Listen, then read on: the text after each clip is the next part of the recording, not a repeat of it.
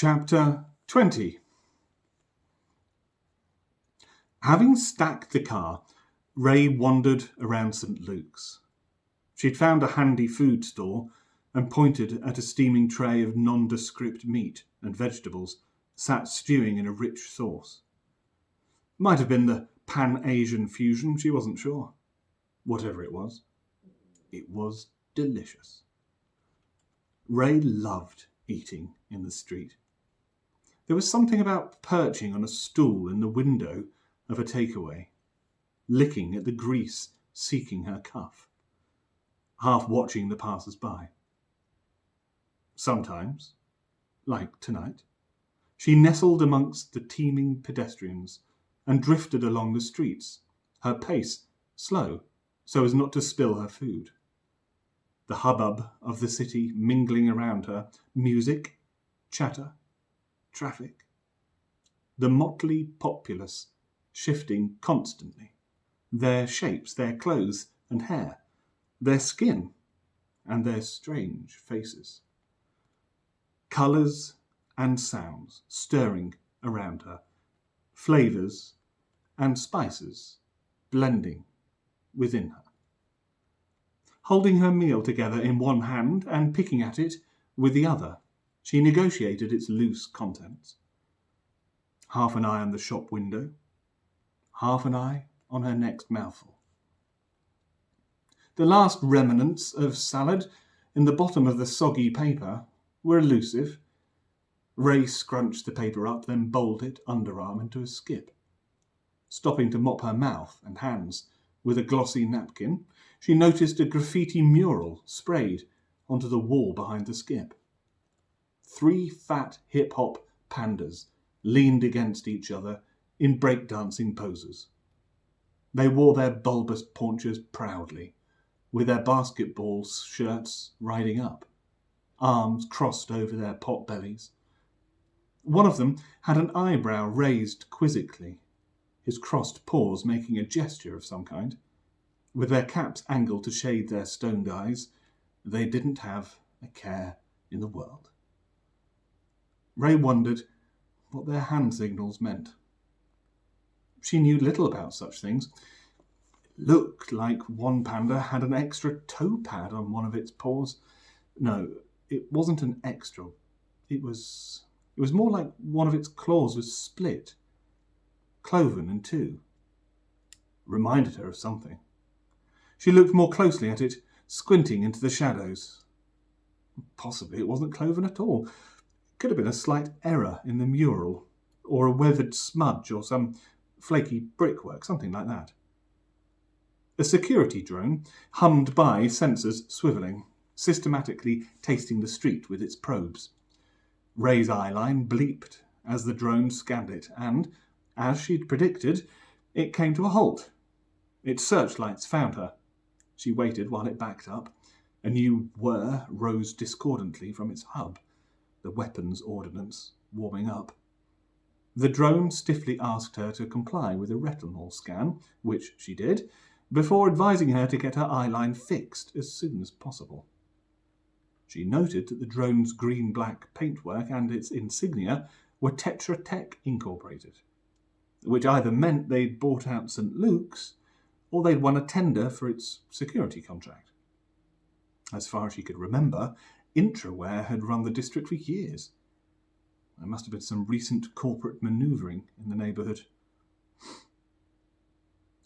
Before the private wars, St. Luke's had been a run-down district whose empty warehouses had stood silent, waiting for the pendulate arrival of a developer's wrecking ball. In the meantime, the dark streets had lain forgotten. But nowhere in a city is forgotten long. Squatters had explored the industrial spaces in dribs and drabs. Noisy little generators were prodded into life in the corners of warehouses, and dreadlocked collectives congregated in whichever derelict blocks best suited them. They painted the drab factory walls with sloppy dayglow. They hung carpets and materials from the walls and ceilings, and the dreadlocks gathered on the rooftops to share their veggie stew in the industrial dusk. There were all-night parties where draughts whistled through to cool the fevered ravers, the broken windows lightening with the dawn to betray their faces. In winter, the dreadlocks grew clumsy with too many layers of clothing. The generators struggled to heat the chilly caverns that had seemed so grand in the summer. More carpets were hung, and more chipboard erected to shrink the ruined halls and capture some warmth. Spats broke out, and collectives fragmented.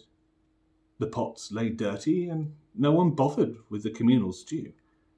And yet, the footfall of dub bass pounded on, demanding dance, insisting they move and jump and hop and thaw the icy blood in their toes and fingers. A number of them endured the winter. The cold weather drove some away, and the security services evicted others, but enough collectives remained, digging their roots in, weaving their culture into the fabric of the city. St. Luke's garnered a reputation.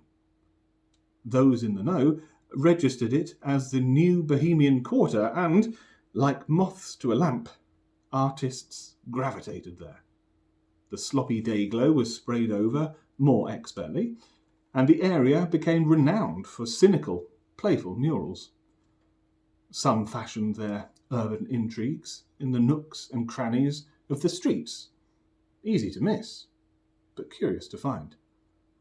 Others used the vast industrial chimneys and factory facades to make their statements bold and their caricatures grotesque.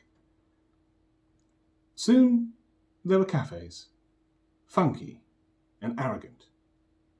Affiliated art boutiques sold materiel and avant-garde journals. Along came the organic chic restaurants, international cuisine with locally sourced ingredients. Then up popped a few peculiar music venues. Exclusive and trendy, cultless musicians fought for their integrity and prayed for notoriety. Busy bars poured for students, beehives and crimps, and undercuts and pompadours joined the dreadlocks, and even a few Eton crops. Yet underneath the quick new buzz on the streets, the bicuspid pulse of warehouse parties pumped on. Diesel generators chugged through the night to keep the factories alive. Stomping silhouettes raved on under the rhythmic thud of their production. As a young student at the city, Ray and her friends had explored St. Luke's together. A gang of technicians in training, tumbling around the district's bars and venues every weekend.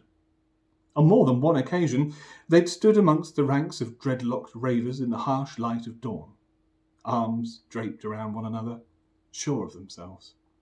A family forged in the bacchanalian heat of the night. But that had all been a long time ago. And of course, things changed with the onset of the private wars. The unruly decline and disintegration of government meant that the basic services of municipalities like St. Luke's went neglected. With no nation-state to speak of, there was no official body responsible for maintaining the roads, the sewage, or the streetlights. As we snuffed the bureaucratic beacons of government out, a tremendous societal void yawed open. There were no public institutions to organise the schools, the hospitals, or the police, and so such services were abandoned. Responding to the chaos and civil unrest of the ensuing civil wars, the corporations intervened, and the precincts and boroughs of the world's cities gradually came under their stewardship. In some cities, the people barely noticed a difference, whereas for others, the change was more dramatic. As far as Ray was aware, Tetra Tech had held jurisdiction in St. Luke's since the local cooperative collapsed, although it looked like the sands had shifted with the arrival of these intraware security drones. Upon closing the deal, Tetra Tech had rebranded the district, whilst preserving some of the bohemian feel it had once flaunted. The arty milieu of the area was so very desirable and so deliciously profitable. Most of the graffiti and street art in St. Luke's was now listed, and apartments in blocks boasting the more famous pieces were very expensive indeed. But the dreadlocks were gone, their presence too detrimental for house prices. The thump, thump, thump of warehouse parties had long been replaced with the pneumatic trill of builders renovating old factories into boho apartments.